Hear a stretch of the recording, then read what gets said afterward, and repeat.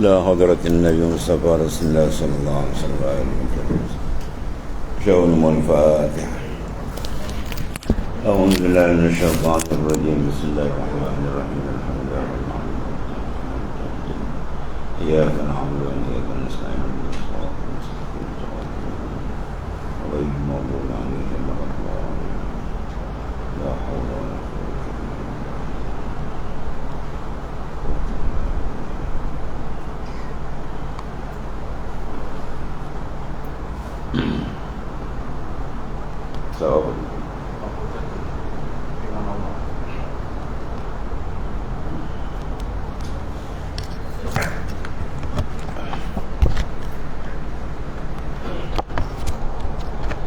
بسم الله الرحمن الرحيم. قال الله تعالى: أولم يكف بربك أنه على كل شيء شهيد.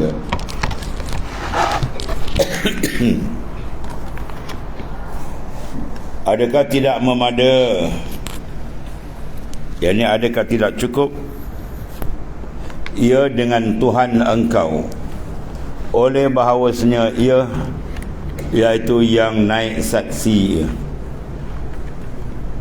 mana adakah tidak memada dengan Tuhanmu, bahawasanya atas tiap-tiap suatu ia menyaksikan.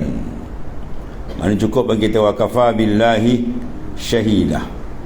Dalam kita mengerjakan amal, maka cukup bagi kita Tuhan dah mengetahui, dia menyaksikan. Dia tak payah dalam kita nak pergi tunjuk orang, tak payah kita nak buruk dalam hati orang, biar orang pandang, orang tahu, tak payah. Orang yang buat ibadat mengharapkan orang pandang, itu belum matang lagi, dan itu budak-budak lagi. Kalau panggil budak-budak bengos lagi, dia tak kerti, tak kenal siapa Tuhannya. Kalau dia kenal siapa Tuhannya, amat malu dia nak memusingkan niat dia kepada makhluk. Kalau dia kenal Tuhan, ya, cukup. Siapa lebih besar daripada Ta'ala, siapa lebih hebat daripada Ta'ala, siapa lebih handal daripada Ta'ala, siapa lebih kaya daripada Tuhan, ya, segala kesempurnaan milik dia. Makhluk ni segala kekurangan milik makhluk. Nak berhadap kepada zat yang maha mulia ke kepada makhluk yang tidak ada apa-apa, ya. Kalau kita menghadap pada makhluk, menandakan orang tu jahil terlebih, ya. Ini cukup, ayat ini cukup. Wa kafa bila awalam yakfi bi rabbik annahu ala kulli syai'in syahid. Tak cukup ke bahawa Tuhan telah menyaksikan? Lepas tu bila kita buat amal ibadat, cukup wa kafa billahi alima, wa kafa billahi syahida, wa kafa billahi basira. Cukup ke? Ya. Cukup maknanya kita dengan Allah Ta'ala yang telah melihat, mendengar, menyaksikan segala-galanya. Amal ini dipanggil obat untuk membina keikhlasan dalam amal ibadah. Lepas tu dia kata man lam yakna bi ilmillah la mahalata an yadkhala alaihi riya'. Siapa beramal dia tak cukup Tuhan dah tahu, maka confirm dia kena penyakit riya'. Mesti kena kan. Ya, bila kena habis amal kita terbagai habis. Besok akhirat apa orang tadi? Haba'an mansura, seperti habu yang berterbangan.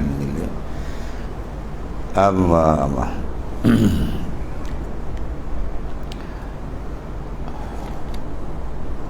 Artinya apa sini? Yakni menunjukkan ia atas wujud tiap-tiap suatu. Menunjuk ia atas wujud tiap-tiap suatu. Ala kulli syai'in syahid. Maknanya Allah Ta'ala tiap-tiap suatu dia amat berkuasa. Atas tiap-tiap suatu dia amat menyaksikan. Maknanya tidak ada satu benda pun melain di dalam kawalan Allah Ta'ala, ya, di dalam takluk kudrat, iradat, ilmu, ya. Mana sentiasa dalam genggaman Tuhannya. Maka kenapa dia tak sedar, kenapa dia tak perasan? Itu salah. Salah sebab terhijab. Hati tadi terhijab dengan kelalaian. Oleh kerana hati itu tidak bersungguh menghadap kepada Allah Ta'ala, itulah risiko dia. Sebab dia suruh kita ni bersungguh, istighal, bersungguh-sungguh. Wallazina jahadu fina lanahdiyannahum subulana. Siapa yang bersungguh pada jalan kami, kami buka jalan dia. Ya. Habis. Jadi istighal, sungguh-sungguh dalam mengingati dan menumpukan tawajuh kalbi kepada Tuhan, baru dia akan hadiahkan kemanisan dalam zikir. Bila kemanisan dapat, dia akan dihadiahkan lagi, ialah kemesraan, asyik hati dengan Tuhan. Bila asyik hati dengan Tuhan, baru rafa'tul hijab, aku buka hijab. Jadi makna hijab tak akan terbuka selagi hamba tu qalbi dia tidak ada apa, rindu yang kuat dengan Tuhan. Baru kena ada kuat rindu dengan Tuhan. Paling kurang ni rindu dia macam laki gila ke perempuan, perempuan pula gila ke laki. Itu paling kurang tu. Di mana dia datang dia duduk teringat ni, itu level paling rendah tu. Ya, atas lagi dia surut terus sampai tenggelam lain. Kalau dia dapat benda tu, barulah rafa'tul hijab, aku akan bukakan hijab. Itu buka hijab, lagi besar lah dia dapat kurniaan macam-macam Tuhan beri tadi. Barulah dikenal siapa Tuhannya dan siapa makhluk. Bila dikenal, nasihat hati dia tidak akan jatuh melainkan kepada Allah Ta'ala sahaja. Dan itulah nikmat yang paling besar dalam hidup kita. Wa itmamun na'im bin nazar ila wajhil karim. Nikmat paling besar bila kalbi kita dibuka menghadap pada zat Tuhan yang maha sempurna. Kemudian kaifa yatasawwaru an yahjubahu syai'un wa huwa aqrabu ilaika min kulli syai'. Kaifa yatasawwaru, betapa terupa pada akal. Macam mana akal boleh terima, atau macam mana logik, mana tak logik tu maksudnya. Apa dia? Bahawa mendinding akan Allah oleh suatu. Ada satu benda pula yahjubuh, boleh tutup Tuhan. Oh, tak boleh. Allah Ta'ala dia maha kuasa atas segala sesuatu. Kalau dia kena dinding, maknanya dia lemah. Maha suci Allah Ta'ala daripada kelemahan. Jadi tak ada siapa boleh mendinding Allah SWT. Yang kita terdinding, kes kita tidak menghadap tu maknanya. Betapa terupa pada akal bahawa mendinding akan Allah oleh suatu, padahal ia terlebih hampir kepada engkau daripada tiap-tiap sesuatu yang lain daripada engkau. Mana lebih hampir kepada kita siapa? Allah Ta'ala. Ya, sebab kita dengan Tuhan tak pernah bercerai. Ya, kita dengan Tuhan tak pernah bercerai. Wa huwa ma'akum aynama kuntum. Allah Ta'ala serta kita. Ya, serta dengan apa? Ilmunya, iradahnya, kudrahnya, sama'nya, basarnya. Mana lepas? Ya, semua insan belum ada, siaplah taksis azali dah siap. Dia panggil ta'lu tanjizi qadim bagi iradat tu. Kita mengaji dalam usuluddin kan. Ilmu sifat 20 usuluddin tu dia panggil tauhid am. Adapun ini ilmu tasawuf dia panggil tauhid khas. Tauhid am membawa kepada apa? Pembinaan akidah, peringkat basic. Adapun tauhid khas membawa kepada apa? Peringkat mukasyafah. Mengenal Tuhan dengan mukasyafah. Kashfin, Tuhan buka qalbi dia. Ya, itu dia kata rafa'tul hijab. Ya, aku bukakan hijab, orang boleh tahu tuan. Dia kenal siapa dia Tuhan, siapa diri dia. Allah. Maka tak akan terbuka melainkan dia ada kerinduan. Ya, asyakani wa asyiktuhu. Dia rindu akan aku rindu, aku balas kerinduan dia. Itu Tuhan buka. Dan tak dapat kerinduan melainkan dapat kemanisan dalam zikir. Dan tak dapat manis zikir melainkan kena bersungguh. Ya, bila bersungguh zikir ditumpu, dia akan dapat manis. Bila manis dia pergi pada asyik. Bila asyik buah angkat, hijab dia angkat. Ya, itu susunan dia dan ni. Maknanya apa? Kena banyakkan zikrullah. Duduk bangun kita sentiasa dengan dia. Sebab selama ni duduk bangun kita tidur pada semayang pun dengan makhluk. Betul? Ya, angkat takbir berrokok dah terbagai. Berrokok dah ingat sana ingat sini kata mulai. Mana kalbi kita sentiasa dengan makhluk. Mana besar makhluk dengan Tuhan.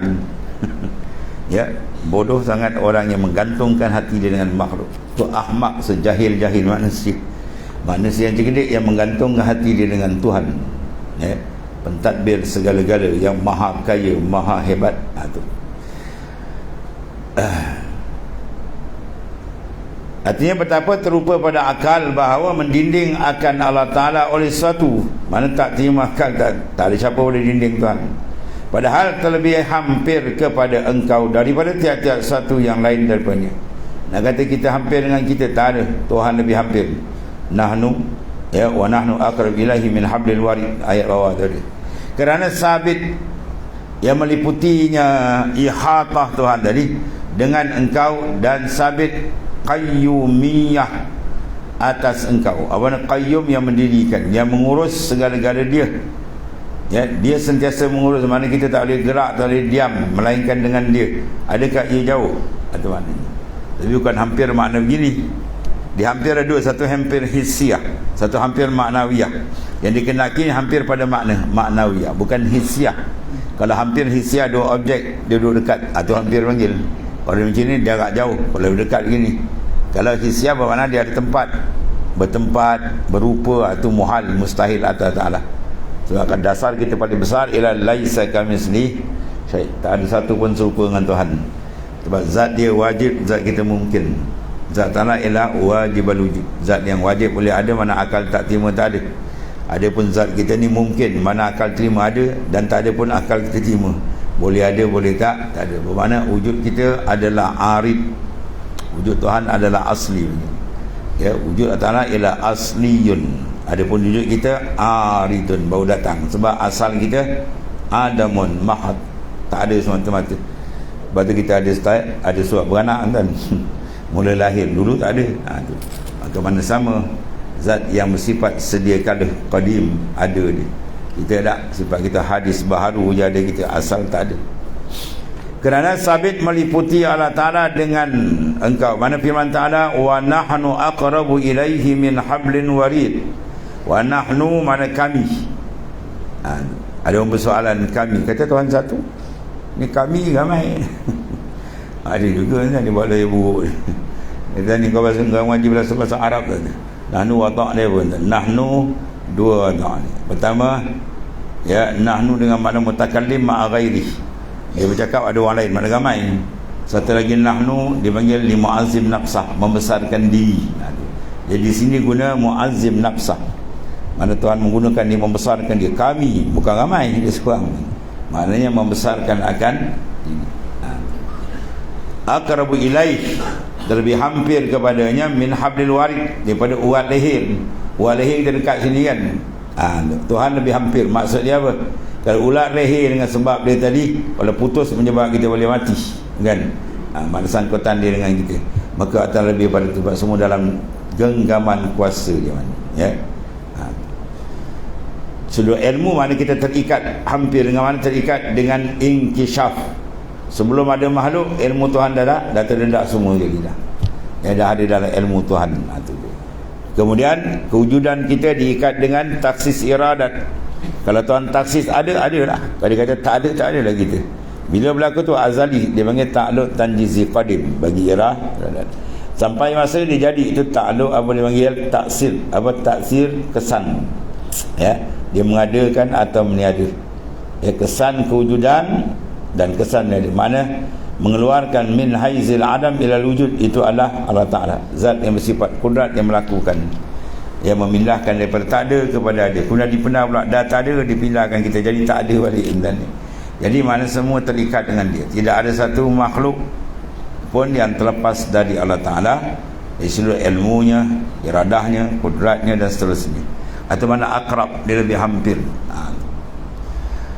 Maka bermula Allah Ta'ala itu hampir ia kepada kita dengan zatnya pada sisi ahli syuhud, ahli musyahadah, dan hampir dengan sifatnya seperti ilmunya, ya, dan lahirnya pada sisi orang lain daripada mereka itu. Siapa mereka itu?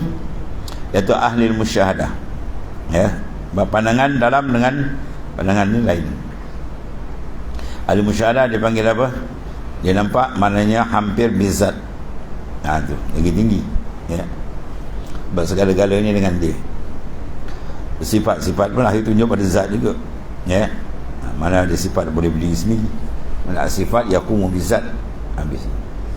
Dan telah lalu hamba sebutkan pada takrir makna ini, iaitu pada ayat, iaitu wa huwa ma'akum aynama kuntum. Dia pada pas ma'akum, ma'a tu, itu dipanggil ma'iyah.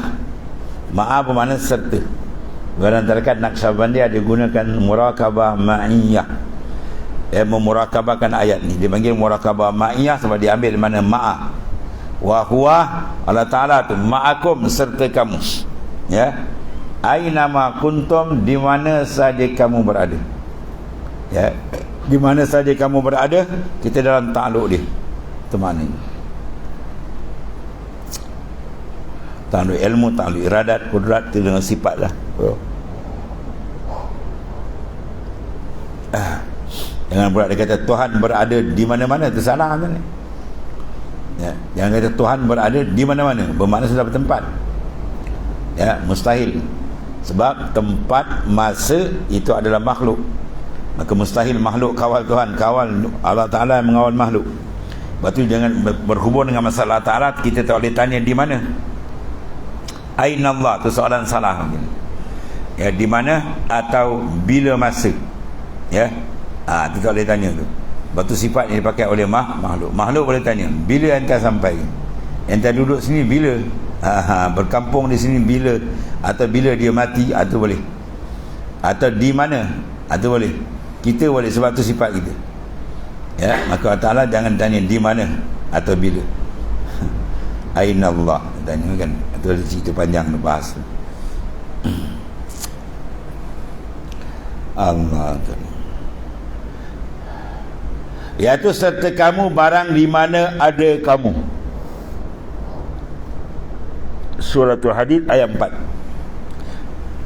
Dengan kata hamba, bukan hampir dengan zatnya dan tiada ma'iyah dengan zat, iaitu dikendaki dengan nazar yang lain daripada ahli syuhud.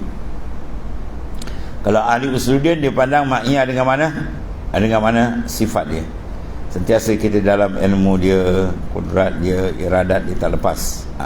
Kalau ahli syuhud, ada pun ahli syuhud, ahli musyahadah di kalangan para arif billah, wali-wali mereka, maka mereka itu dia dikendaki dengan ma'iyatu zat. Zat Tuhan serta mana? Serah pada dia, bukan sama kita. Ya. Tu. Zat bukan ma'iyah sifat. Demikian lagi dikendaki dengan hampir. Hampir zat bukan sifat dia kata. Ya. Tu. Tetapi yang bersalahan antara keduanya pada lafaz jua. Ya, lafaz dia, lafaz zat dengan sifat tu je. Pada maknanya tiap-tiap barang yang hampir dengan zat dan ma'iyah dengan zat hampir dengan sifat. Sebab mana ada zat yang bercerai dengan sifat? Ada. Mana sifat yang bercerai zat? Ada. Mana ada? Apa makna zat? Ma qama bi nafsi. Apa makna sifat? Ma qama bi ghairi. Ya. Itu dipanggil mafhum zat dan mafhum sifat. Kita kena faham tu cukup benar. Kadang-kadang dia mengaji Usuluddin sampai 10 kitab khatam. Aqidatun Najin dia macam-macam kitab dia ngaji. Bukan pasal. Dia tanya apa makna zat? Zat dia. Habis jawab dia tak faham. Sifat dia. Kalau dia kata sifat tu sifat, memang tak faham dia. Ya. Sebab benda yang dua tu dia panggil sifat ta'rif dia panggil apa? Pengenalan sifat atau mahiyah, ataupun dia panggil apa? Pengenalan sifat. Apa sifat? Iaitulah maqamah bi ghairi, benda yang berdiri pada benda lain. Mana dia tak boleh duduk sendiri. Adapun zat maqama bi nafsi, dia berdiri sendiri, dia tak berhajat pada lain. Ya, kalau kita kata tiang ni zat, apa dia punya sifat? Warna dia tu. Jadi warna merah, warna putih, itu sifat. Sebab tu tak boleh duduk sendiri. Ada warna duduk sendiri, mana ada? Dia duduk di tiang, dia duduk di baju, dia duduk di kopiah gitu kan, di kain dan sebagainya, di kertas warna tu. Ya, ada pun yang bawa diri sendiri, macam kita kata diri kita ni, buku, kitab, tiang, tu zat. Sebab dia tak bernumpang pada benda lain.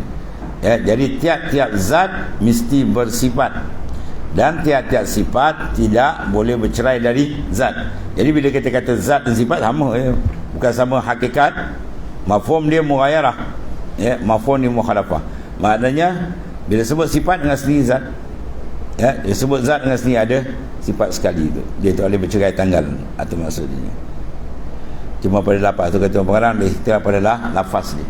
Kena maknanya tiap-tiap barang yang hampir dengan zat dan ma'iyah kesertaan dia dengan zat, hampir dia dengan sifat. Tu. Dan ma'iyah tu sifat pula. Ma'iyah dengan sifat dan akas dia sebaliknya. Sebab apa? Keduanya kerana segala sifat itu melazim bagi zat. Maknanya apa? Bila sebut sifat bermakna zat masuk sekali.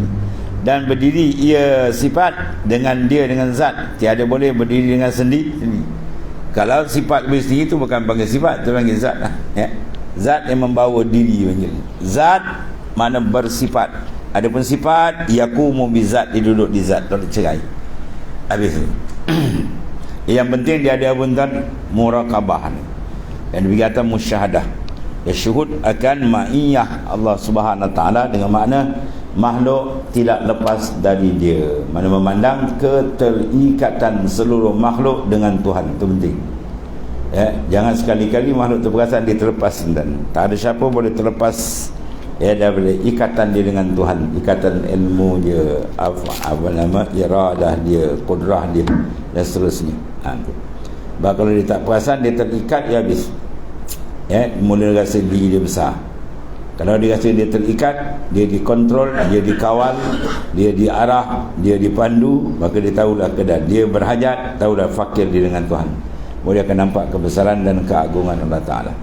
Sebab perlunya kepada apa? Banyak zikrullah, zikir dengan menghayati betul-betul. Sebab kita zikir sebut nama dia. Bila nama dia tunjuk pada apa? Pada musamma zat. Bila zat dia tasif, dia masuk habis tu. Al-Faslu Sani, Al-Faslu Salis, pasal yang salis yang ketiga. Fi maqalatihim ad-dallati ala ma'anil hikmati al-muta'alliqah lihazal ilm. Bermula pasal yang ketiga pada menyatakan beberapa perkataan yang menunjuk ia atas beberapa makna hikmah yang bergantung ia dengan ini ilmu.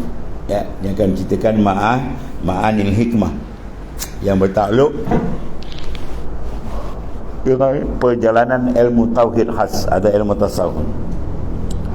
Berkata Ibnu Athaillah As-Sakandari dalam hikamnya, hikam Athaiyah, dia panggil apa sini, sebut tasbiqul anwarul hukama'i aqwalahum fahaisu sarat tanwiru wasalat ta'biru.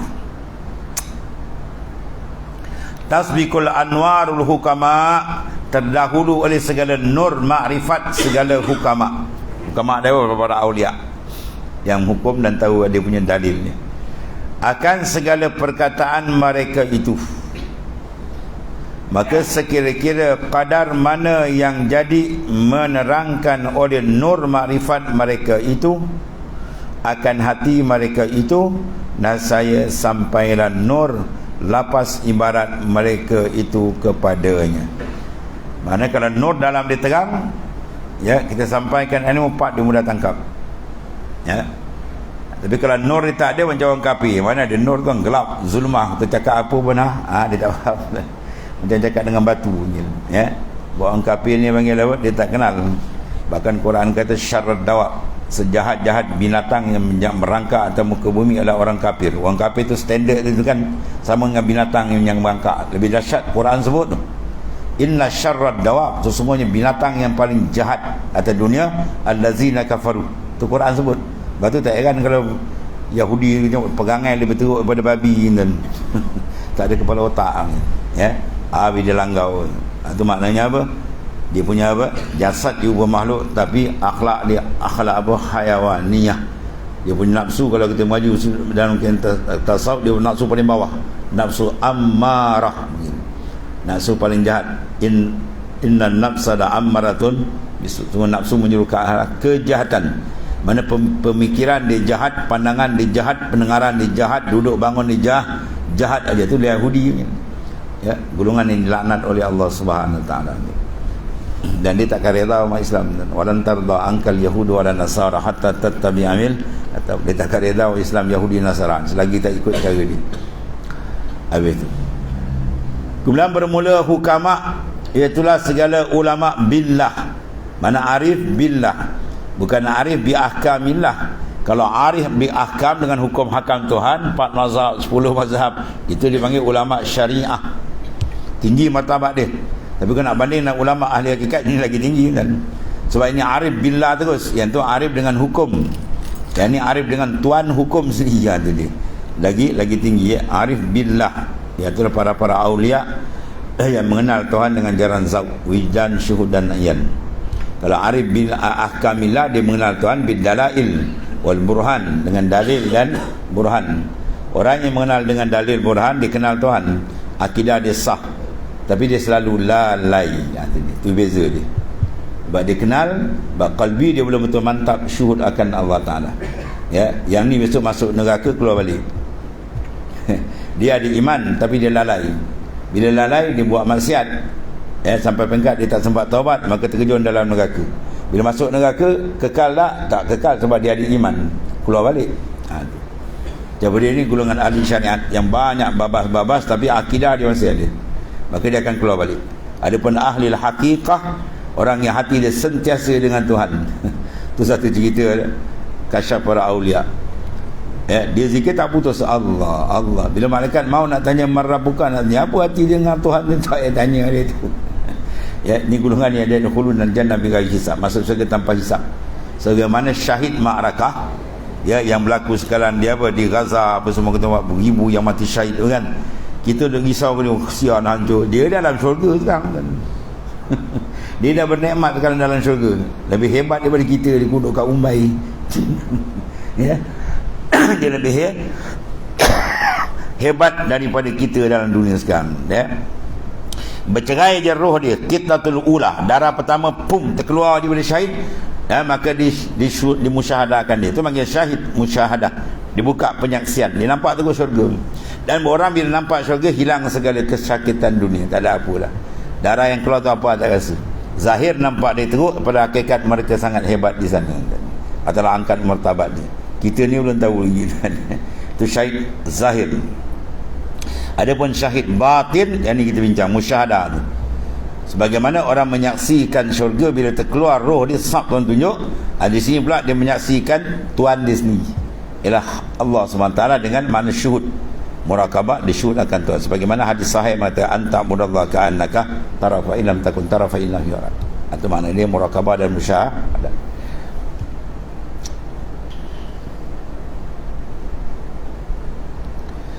Bermula hukama itulah segala ulama billah, arif billah, yang takut mereka itu akan Allah Ta'ala, yang berjalan mereka itu kepada Allah. Jalan dia, duduk dia sentiasa dengan Tuhan, atau jalan yang hak, dan iaitulah jalan segala anbiya, para nabi-nabi, rasul-rasul, dan awliya, segala waliullah.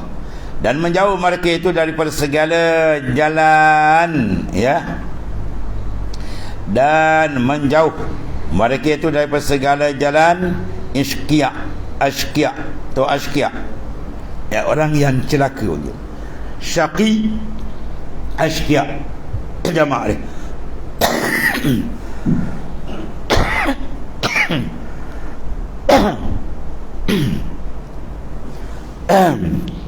Siapa golongan ashqiya? Orang yang celaka kan. Siapa di antara orang yang celaka yang Nabi gezek kan, siapa dia? Orang yang merelakan diri dia jadi hamba kepada wang ringgit. Otak dia ni dah ni, tak hidup dan semayang pun ingat benda lagi. Itu orang tu paling celaka dalam dunia. Rasulullah sebut kan, saya sebut. Ta'isha abdud dinar wa darahim, celaka dan binasa lah orang yang rela menjadi hamba kepada dinar wa darahim. Dinar wang emas, dirham wang perak. Kalau kita R dengan M, itu dia. RM dah jatuh jadi rupiah Malaysia. Rupiah murah kan rupiah Malaysia. RM. Allah. Dia Nabi sumpah kan, dia kena ashqiya. Bila kalbi dia dengan apa? Dengan dinar dirham, kalbi dengan makhluk, di mana ruang dia nak menghadap Tuhan? Yang boleh menghadap Tuhan kalbi safiyah, kalbi yang safi, bersih. Kalau kalbi dia tutup dengan hijab dunia, makhluk, wah ringgit mabil, dia tak nampak. Bila tak nampak, mana mungkin dia boleh istighal dengan Tuhan? Dia tak boleh tumpu kalau dia tak nampak, gelap. Sebab tu dia kena apa? Banyak melakukan taubat dengan Allah Ta'ala. Bila taubat dia bersih balik. At-ta'i minazam kamala zambalah. Orang yang bertaubat sungguh bertaala, solat tak dia bersih balik. Sebab dalam perjalanan tarekat mana pun paling besar sekali apa? Taubat. Sebab letakkan at-taubat awalul maqamat. Taubat merupakan awal makam kita bagi Tuhan. Manakala tak ada taubat, tak ada makam. Dia tak akan sampai makam atas. Dia mesti bersih dulu. Kalau kita nak menghadap sultan, kenapa? Bersih, mandi siap semua, baru dia masuk. Ini berkubangan lumpur nak masuk dalam sana, kena hambat dengan kau kata orang gila mana. Mana Tuhan terima yang bersih saja. Berarti Islam pun nama dia bersih kan. Al-Islam wan nazif fatanazzafu fa innahu la yadkhulul jannah illa an-nazif. Islam ialah agama yang bersih, maka tak dibenar masuk syurga melainkan orang yang bersih. Bersih akidahnya dengan apa? Ilmu tauhid. Bersih amalannya, ilmu fiqh. Bersih paling besar sekali qalbi dia itu dengan ilmu tasawuf. Sebab tu barang siapa tak mengaji ilmu tasawuf, confirm dia masuk longkang kan. Bukan macam budak yang kan, budak peli, budak mana, Halim apa nama. Dia kata ilmu tasawuf macam longkang, kau masuk longkang. Tak mengaji tasawuf masuk longkang, lebih teruk pada longkang jamban tu. Ya, man lam yataghalghal bihadhil ulum mata musiran alal kabair wa huwa la ya'lam. Siapa yang tidak mendalami ilmu tasawuf, ilmu qalbi, tempat tilik Tuhan, maka dia mati, dia mengekal dosa yang besar-besar padahal dia tak perasan. Ya, riak satu contoh. Ilmu fiqh ke urai benda tak ada. Dan dalam kitab fiqh tuan-tuan jangan jumpa bahasan bab riak tadi. Dalam ilmu akidah tuan-tuan tak akan jumpa bahasan bab riak. Dalam ilmu akidah dibahas awsaf, sifat Tuhan dan sebagai asma'. Dan dalam hukum fiqh dibahas arkan, syurut, syarat, rukun ibadat. Tu fiqh. Tapi dalam ilmu tasawuf dibahas tempat tilik Tuhan, riak duduk di qalbi. Macam mana dia masuk? Macam mana kita nak buang? Macam mana nak sucikan? Itu semua bahasan ilmu tasawuf. Pada tempat tilik Tuhan. Dan benda ni sangat dibimbang oleh Rasulullah SAW dalam hadis sahih. Ya, akhwafu ma akhafu ala ummati asyirkul asghar wa huwa riya. Benda yang paling aku takut, aku bimbang kena pada umatku ialah syirik yang kecil, wa huwa riya. Ya, habis. Dia asqiya, dia mana syaqiyun. Syaqi mana apa? Orang yang celaka. Siapa yang celaka? Yang lari daripada syariat Allah Subhanahu Taala. Siapa yang bahagia? Orang yang mengikut akan syariat Allah. Itu ringkas maknanya. Ikut syariat Allah Taala, selamat di dunia akhirat. Dia lari pada syariat Taala, maka celaka di dunia akhirat. Dan telah memuji akan sifat mereka itu oleh Allah Taala dengan firman-Nya, innama yakhshallaha min ibadihil ulama'u. Bahawa sesungguhnya yang takut akan Allah Ta'ala daripada segala hamba-Nya ialah segala ulama. Ulama mana ni? Ulama warasatul anbiya. Ya. Bukan ulama warasatul juhala. Dia ulama dia dua. Satu ulama yang boleh pakai, satu ulama yang tak boleh pakai. Ya, ulama yang boleh pakai ulama akhirah. Ulama tak boleh pakai ulama dunia. Ya. Dia ulama dunia, dia ampusana wa ampusini, tahu? Dia mengampu sana, dia mengampu sini. Ulama dunia semua tak boleh pakai. Di Saudi ada kan, dia sokong pula tu. Mudah dahsyat ni. Dia sokong yang apa yang baunya kerja buat apa pesta apa semua. Ya Allah, habis tu. Ya, itu ulama tu dilaknat oleh Rasulullah sallallahu alaihi wasallam. Iza saharal fasad wa sakatal alim fa alaihi laknatullah. Bila lahir kerosakan, bumi Mekah tempat tu bawa ni, Allah takut dia buat berjoget jantan betina apa semua. Orang alim ada dia diam, dia diam itu, maka atas orang alim tu laknat Allah Subhanahu Taala. Ya, dia kena bercakap ni. Kalau tak bercakap itu kita kena akhirat tu.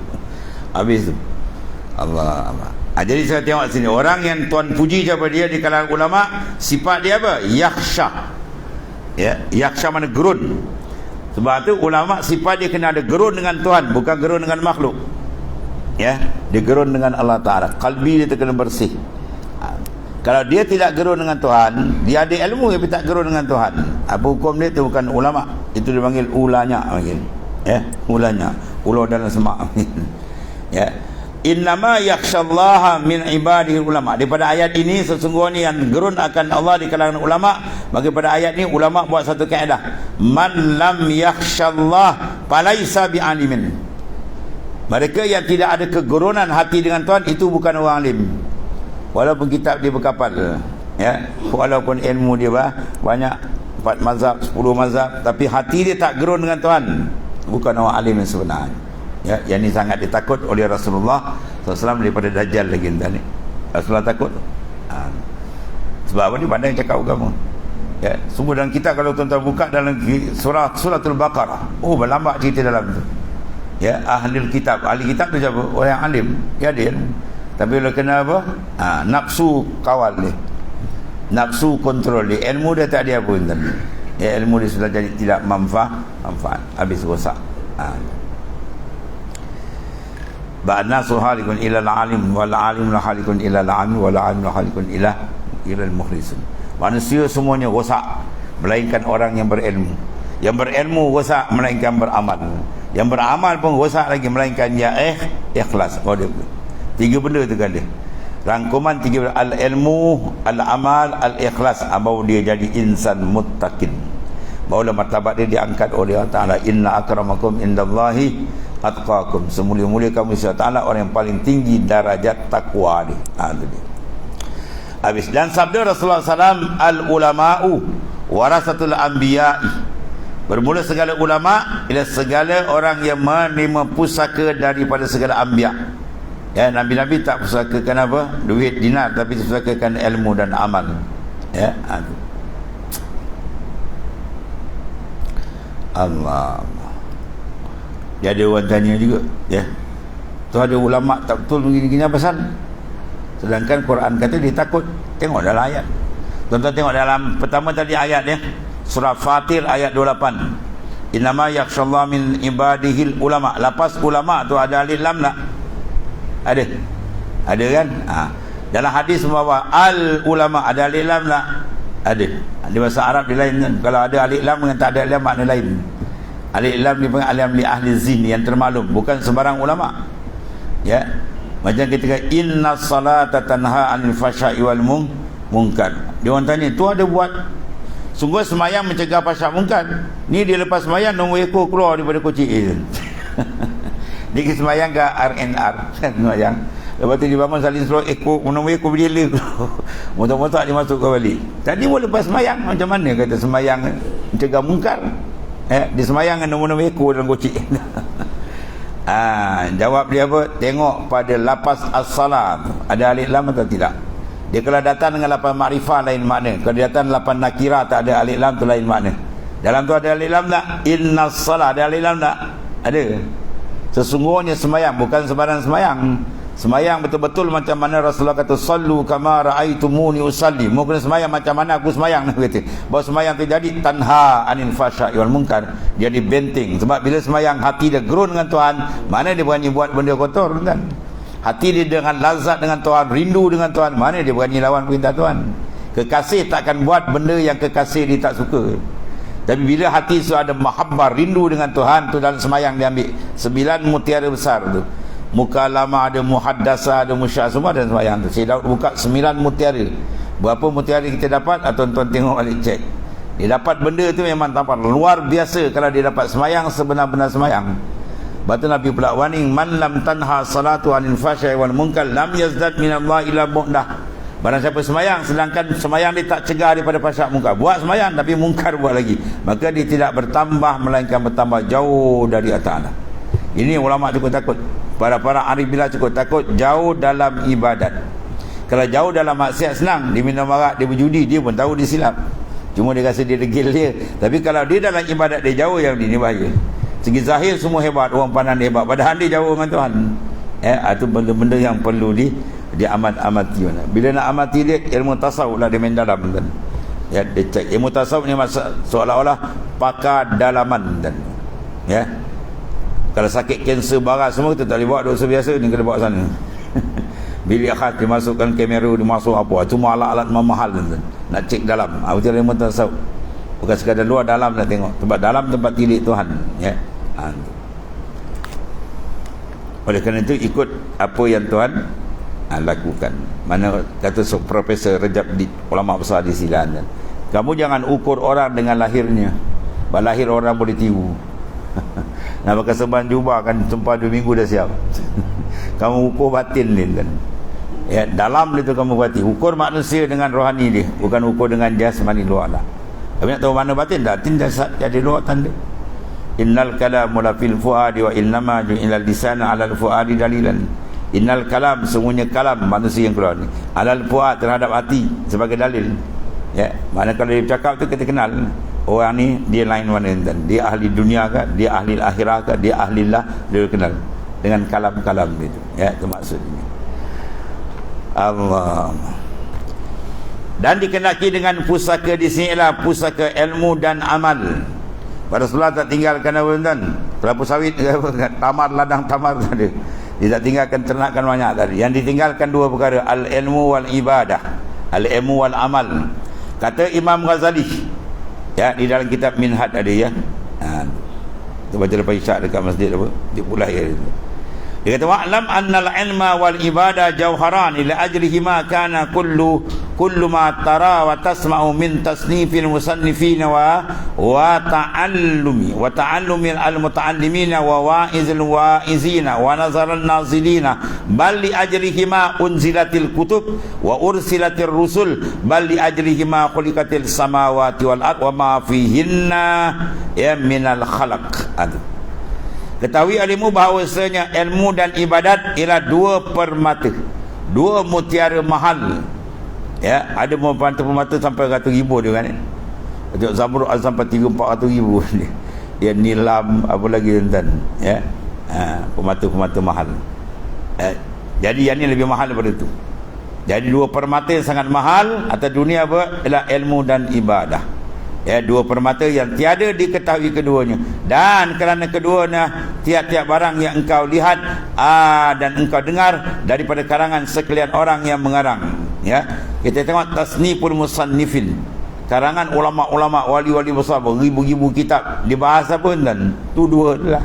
Dia berkisar pada al-ilmu wal ibadat, mana mengambil pengetahuan dan pelaksanaan. Ibadat itu mana pelaksanaan. Ya, dua.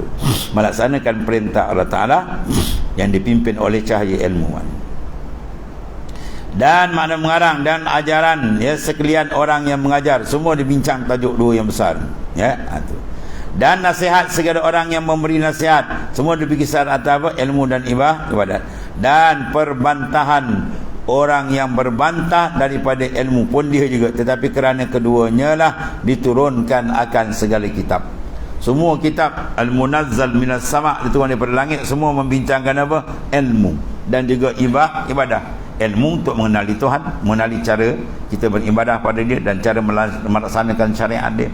Yang ada ilmu baru kita laksana at-tanfiz, ya, baru dia betul. Diturunkan kitab daripada langit dan disuruh sekalian rasul.